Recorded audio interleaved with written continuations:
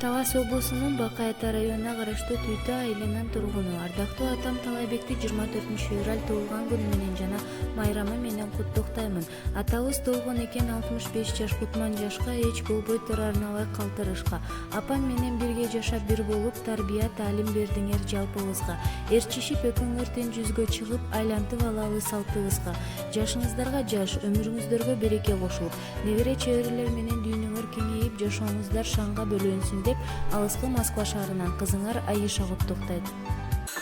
Алладан кийин кече берим, жан ата жан жүрөгүм.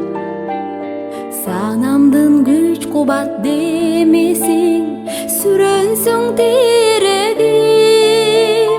Калтырбас аязга, ызгарга, таянар тоас карым. Жан атам жанымда, сиз барда, жап жарыга